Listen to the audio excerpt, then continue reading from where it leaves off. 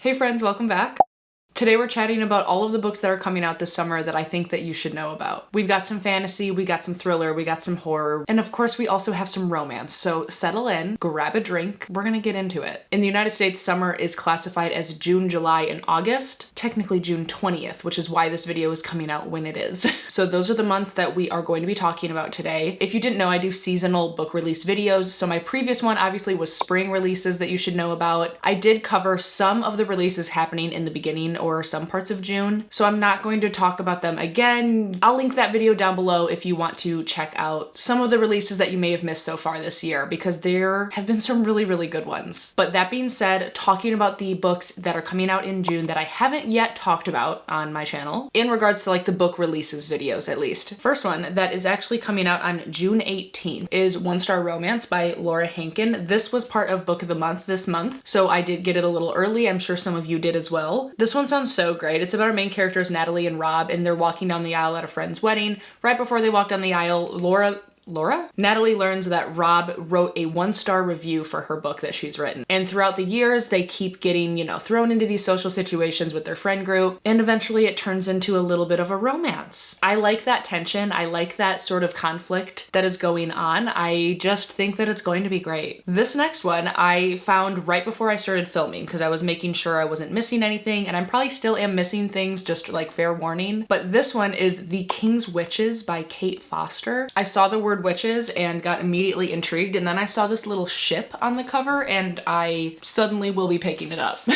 This one is sort of giving The Once and Future Witches by Alex E. Harrow, which is one of my favorite books. But instead, in that book, we're following like the women's suffragist movement. And in this one, we're following like the witch trials in 16th century Scotland. So we're following 3 women. We have Princess Anna of Denmark, who is handfasted to King James V of Scotland. We have Kristen, who is Princess Anna's lady's maid. And then we also have Jura Craig, a young Scottish girl accused of being a witch. And all of these women are related to the witch trials and this plot line in one way or another. And I haven't read from this author before, but I am looking at this book. Next, we have Children of Anguish and Anarchy by Tomi Adeyemi, and I am so excited. I have to reread the first 2 books, and I'm really looking forward to doing so. But this is book 3. This is the final book in the trilogy. The first book is Children of Blood and Bone, and the second is Children of Virtue and Vengeance. I love this series so much. Children of Blood and Bone was one of the fantasy books that I read when I first started getting back into reading, and it has such a special place in my heart. I think that it is a phenomenal book where our main character Zele lives in a land called Orisha, where magic has now disappeared because I think the king ordered all of the people who can use magic to be slaughtered, and her mother was one of them. And now Zele has the chance to bring back magic and strike against the monarchy with the help of a rogue princess. They must outwit and outrun the crown prince, who is hell-bent on eradicating magic for good. Oh, I miss this book. It says, danger lurks in Orisha, where snow leopards prowl and vengeful spirits wait in the waters, yet the greatest threat might be Zele herself as she struggles to control her powers and her growing feelings for an enemy. I love it. Wow, I'm actually like so excited to reread this series in preparation for the 3rd book. I don't think that I'll read it like exactly when it comes out because I have some other like video series that I'm like working on for this thing that I'm doing here with you guys. This is my channel. But I am so excited to dive back into this world, and I think that it should be on your radar. This next book came out on June 11th. It is Margot's Got Money Troubles by Rufi Thorpe. I love this cover. I think it's adorable. I almost chose this for my book of the month this month in June, but I didn't. However, now one of my patrons has read it and she really, really loved it and has put it back on my radar, so I'm going to now put it on yours as well.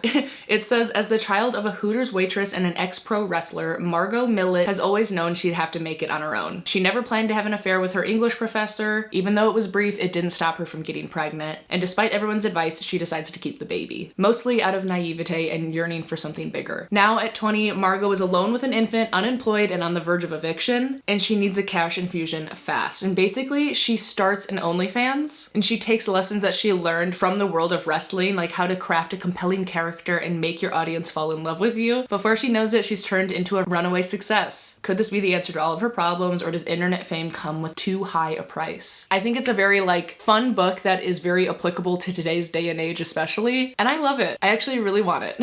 Onto the wish list it goes. Next, we have Akwaeke Emezi's new book, and it is called Little Rot. I will read literally anything that they write. This one says, one weekend, the elite underbelly of a Nigerian city, a party that goes awry, a tangled web of sex and lies and corruption that leaves no one unscathed. Ima and Kalu are a longtime couple who have just split. When Kalu, reeling from the breakup, visits an exclusive sex party hosted by his best friend, Ahmed, he makes a decision that will plunge them all into chaos, brutally and suddenly upending their lives. Ola and Soraya, two Nigerian sex workers visiting from Kuala Lumpur, collide into the scene just as everything goes to hell. Sucked into the city's corrupt and glittering underworld, they're all looking for a way out, fueled by a desperate need to escape the dangerous threat that looms over them. It sounds like it's gonna have all the drama and mystery that comes along with a story like that, but also, obviously, I know how Akwaeke Emezi writes, and it is very deep, heartfelt, raw, and just unflinching. Honestly, like, I just love them so much, and I can't wait to pick this up. Okay, the last one for June is called Incidents Around the House by Josh Malerman. I have yet to read a Josh Malerman, but maybe this will be my first one. Who knows? Grady Hendrix blurbed this and said, this book is the monster that lives inside your closet, and I'm intrigued. Basically, we have our main character, Bela, who is an 8-year-old, and her family is her world. There's Mommy, Dado, and Grandma Ruth, but there's also Other Mommy, a malevolent entity who asks her every day, can I go inside your heart? While horrifying incidents around the house signal that Other Mommy is growing tired of asking Bela the question over and over, Bela understands that unless she says yes, her family will soon pay. Other Mommy is getting restless, stronger, bolder. Only the bonds of the family can keep Bela safe, but the other incidents show cracks in her parents' marriage. The safety Bela relies on is about to unravel, but Other Mommy needs an answer.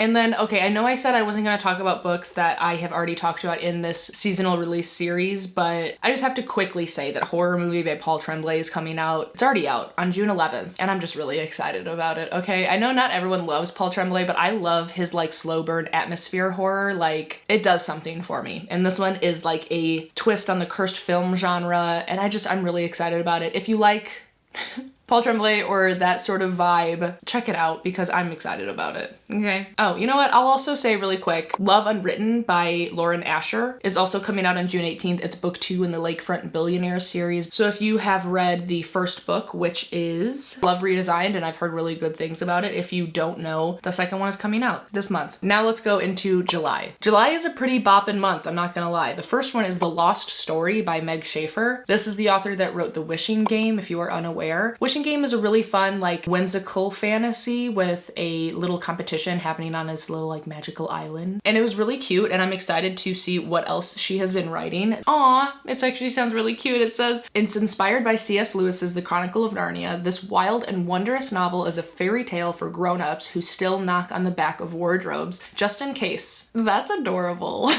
As boys, best friends Jeremy and Rafa went missing in the vast West Virginia state forest, only to mysteriously reappear 6 months later with no explanation for where they'd gone or how they'd survive. 15 years later, after their miraculous homecoming, Rafa is a reclusive artist who still bears scars inside and out but has no memory of what happened during those months. Meanwhile, Jeremy has become a famed missing persons investigator. With his uncanny abilities, he's the one person who can help vet tech Emily find her sister who vanished in the very same forest as Rafa and Jeremy. Jeremy alone knows the fantastical truth about the disappearances. For a while, the rest of the world was searching for them. The two missing boys were in a magical realm filled with impossible beauty and terrible danger. He believes it is there that they will find Emily's sister. However, Jeremy has kept Rafa in the dark since their return for his own inscrutable reasons. But the time for burying secrets comes to an end as the quest for Emily's sister begins. The former lost boys must confront their shared past no matter how traumatic the memories. Okay, this book is hitting all the marks for me. It sounds really great, and I know that Meg Schaefer wrote in a sort of like, I don't know, like whimsical way. But this one sounds like it could have a little bit more like heavier topics explored, so I'm really excited about it. Next, we have The Bright Sword by Lev Grossman. This one comes out on July 16th. I like that this one sounds like an old-timey classic fantasy in a way, because it has Camelot in the description, and it just, I don't know, makes me feel nostalgic for no reason. It says, a gifted young knight named Colum arrives at Camelot to compete for a spot at the Round Table, only to find he's too late. The king died 2 weeks ago at the Battle Battle of Camlin, leaving no heir, and only a handful of the knights at the Round Table survive. They're the oddballs of the Round Tables from the edges of the stories. This ragtag fellowship will set out to rebuild Camelot in a world that has lost its balance. I think it sounds kind of cute.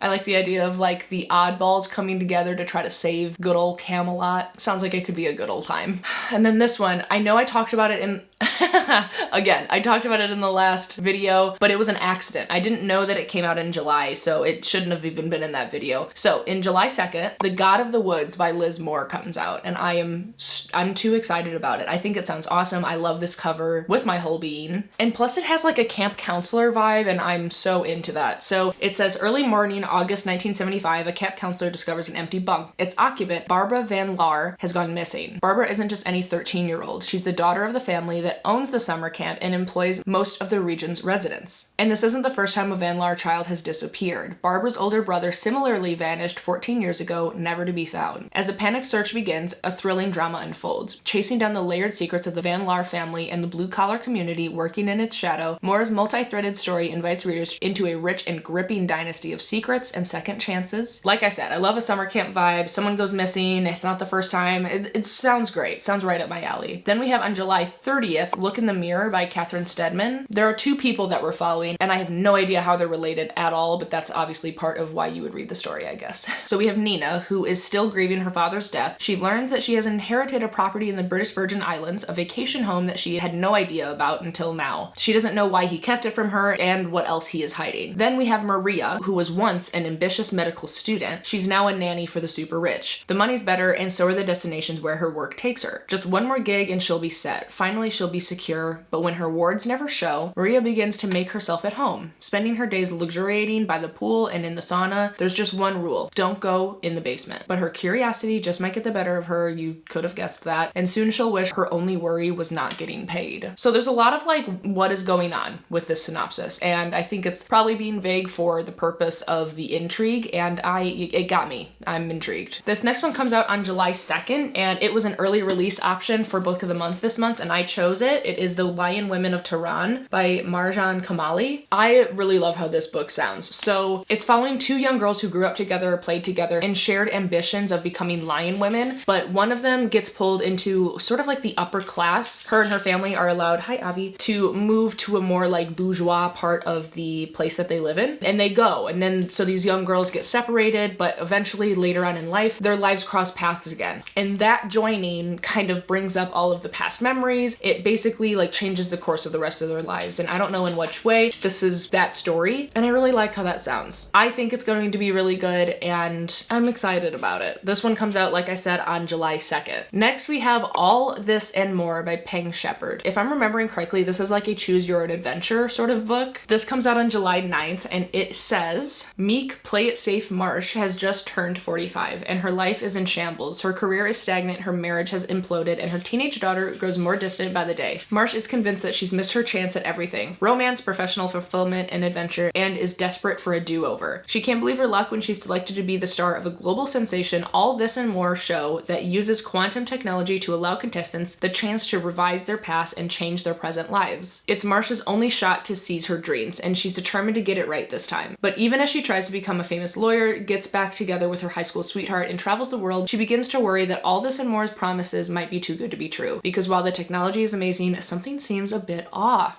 I read The Cartographers, and I really liked certain elements about the book, and I would be really excited to try another title from this author because this sounds pretty cool. What? Why are you being cute? You want to try to come up? It's not really big enough for the two of us, but you can sure try. Oh, maybe it is big enough for the two of us. A sweet girl.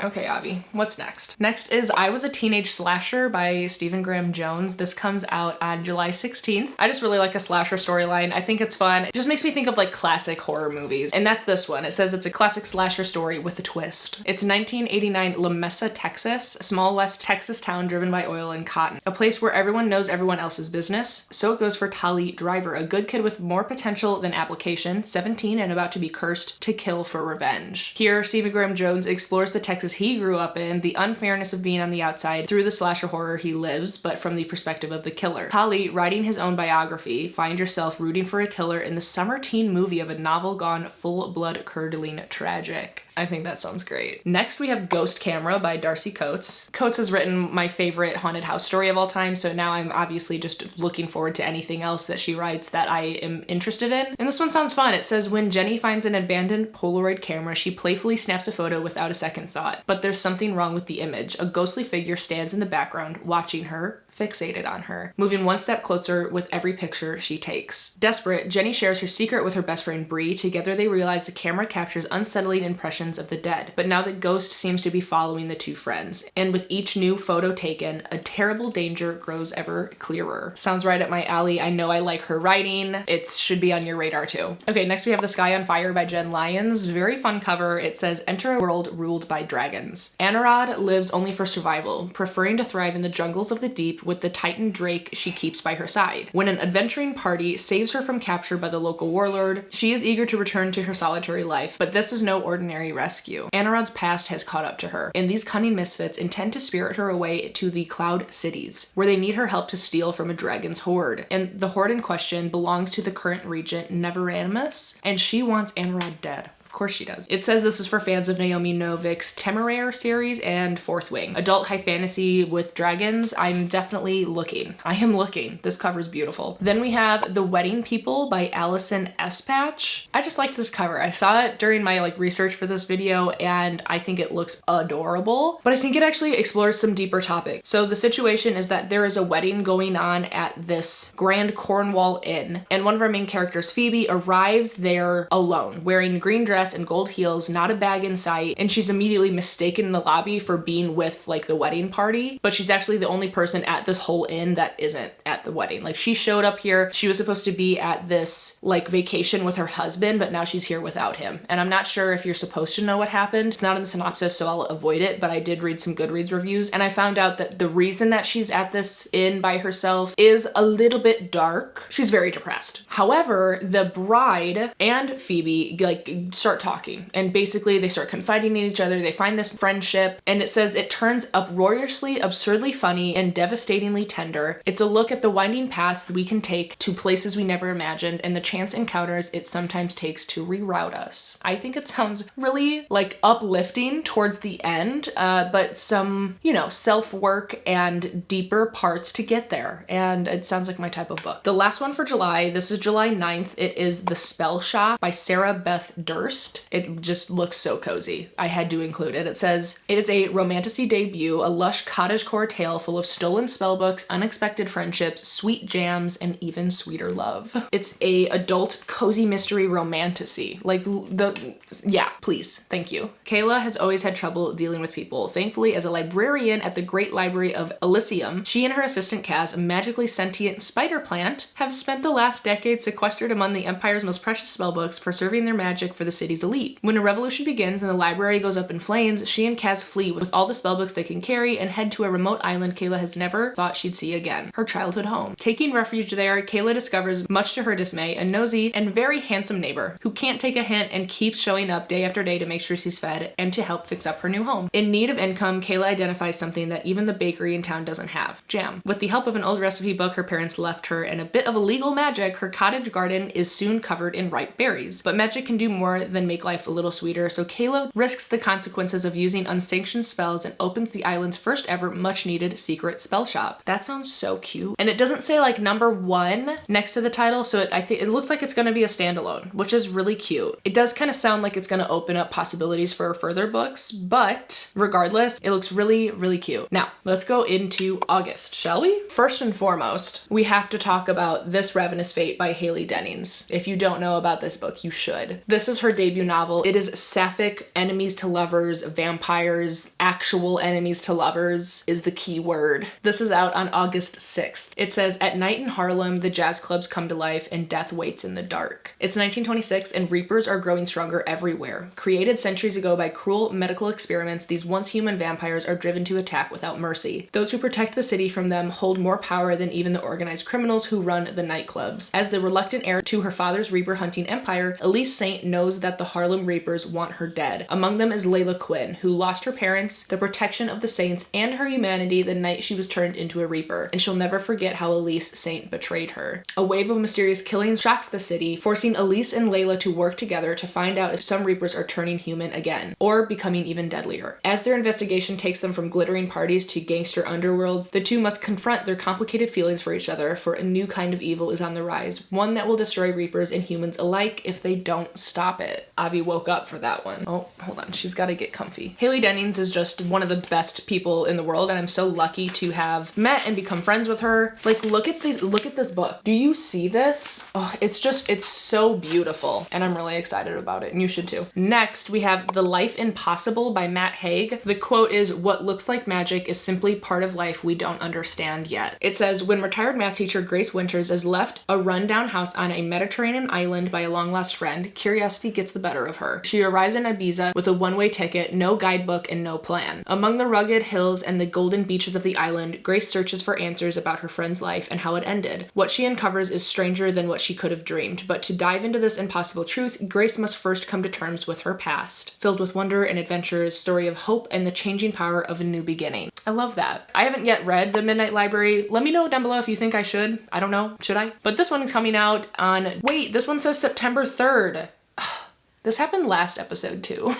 It was on a list for August, but it's not August. This is September. Okay, well, there's a bonus for you. You're welcome. This one, guys, The Last Witch in Edinburgh by Marielle Thompson. Listen, says for fans of Sarah Penner's The Lost Apothecary and Alex E. Harrow's The Once and Future Witches, it's a lush, atmospheric novel that blends witchcraft, queer love, a vibrant Edinburgh setting, and Scottish folklore for a propulsive and emotional story exploring what it means to resist the patriarchy and find your voice. Hello? I don't know if it can get better than that. Maybe dragons, but that's okay if it doesn't have dragons. That's simply all I need to know. I love this cover. I am going to pre-order. This next one is A Sorceress Comes to Call by T. Kingfisher. Says Cordelia knows her mother is unusual. Their house doesn't have any doors between rooms, and her mother doesn't allow Cordelia to have a single friend. Unless you count Falda, her mother's beautiful white horse. But more than a simple eccentricity sets her mother apart. Other mothers don't force their daughters to be silent and motionless for hours, sometimes days on end. Other mothers aren't evil sorcerers. When her mother unexpectedly moves them into the manor home of a wealthy older squire and his kind but keen-eyed sister Hester, Cordelia knows this welcoming pair are to be her mother's next victims. But Cordelia feels at home for the very first time among these people, and as her mother's plans darken, she must decide how to face the woman who raised her to save the people who have become like family. Aww.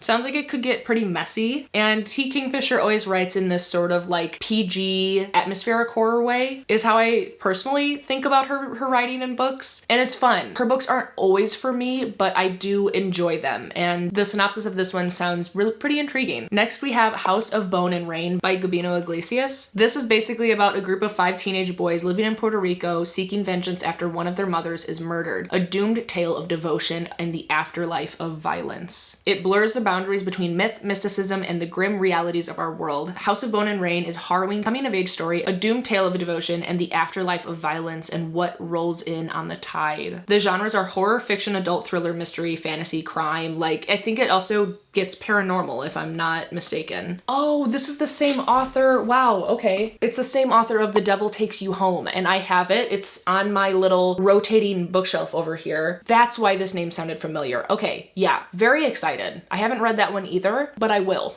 This one also sounds really solid. Next, we have The Pairing, coming out on August 6th by Casey McQuiston, and it is, the latest romantic comedy. 2 bisexual exes accidentally book the same European food and wine tour and challenge each other to a hookup competition to prove they're over each other, except they're definitely not.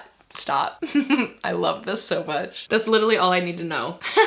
There's a quote at the bottom that says, "Move over, hot girl summer. Hot bisexual summer is ready for its moment, and Casey McQuiston's new novel, The Pairing, is here to usher it in." Yeah, I love that. And what a cute cover. Comes out on August 6th. Next, we have Lady Macbeth by Ava Reed. The lady knows the stories, how her eyes induce madness in men. The lady knows she will be wed to the Scottish brute who does not leave his warrior ways behind when he comes to the marriage bed. The lady knows his hostile, suspicious court will be a game of strategy requiring all of her wiles and hidden witchcraft to survive. But the lady does not know her husband has occult secrets of his own. She does not know that the prophecy girds him like armor. She does not know that her magic is greater and more dangerous and that it will threaten the order of the world. She doesn't know this yet, but she will. Guys, I'm excited. I know I like Ava Reed's writing. She wrote A Study in Drowning, and I like the short bitiness of this synopsis, and if the rest of the book gives these same vibes, I will eat it up, simply put. This cover is beautiful. Then we have The Dead Cat Tail Assassins by P. Jelly Clark. Love this. Love how this looks. Love how this sounds. It says, the dead cat tail assassins are not cats, nor do they have tails, but they are most assuredly dead. Ovine the Eviscerator is skilled, discreet professional and here for your most pressing needs in the ancient city of Tal Abyssy. Her guild is strong, her blades are sharp, and her rules are simple. Those sworn to the matron of assassins, resurrected, deadly, wiped of their memories, have only 3 unbreakable vows. First, the contract must be just. Second, even the most powerful assassin may only kill the contracted. Ovine's a professional, she's never missed her mark. The third, and once you accept the job, you must carry it out, and if you stay, a final death would be a mercy. When the festival of the Clockwork King turns the city upside down, Ovine's newest mission brings her face to face with a past she isn't supposed to remember and a vow she can't forget. It sounds so intriguing, and this cover is just so perfect. The last one, friends, this is the last one that I have written down. Again, I've probably missed a couple, but this is what I've got. So last one is Mistress of Lies by K.M. Earnwright. It says, the daughter of a powerful but disgraced blood worker, Shan LeClaire has spent her entire life perfecting her blood magic, building her network of spies and gathering every scrap of power she could. Now, to protect her brother, she assassinates their father and takes her place at the head of the family. And that is only the start of her revenge. Samuel Hutchison is a bastard with a terrible gift. When he stumbles upon the first victim of a magical serial killer, he's drawn into the world of magic and intrigue he's worked so hard to avoid, and is pulled deeply into the ravenous and bloodthirsty court of the Vampire King. Tasked by the Eternal King to discover the identity of the killer, cutting a bloody swath through the city, Samuel, Shan, and the mysterious royal bloodworker Isaac find themselves growing ever closer to each other, but Shan's plans are treacherous, and as she lures Samuel into her complicated web of desire, treason, and vengeance, he must decide if the good of the nation is worth the cost of his soul. That sounds cool. It says it's called The Age of Blood Book 1, so this is the first in a series. It comes out on August 13th. I'm intrigued. But okay, I think that's all I have for you guys today. Let me know down below which books you're most excited about, or ones that I might have missed so that we can put them on other people's radars as well. But if you don't know what else to say, then leave me your favorite summertime emoji down below in the comments, something that screams summer to you. And while you're down there, please do subscribe and like the video. I always appreciate your support. And of course, be kind to one another and happy reading. I'll see you next time. Bye.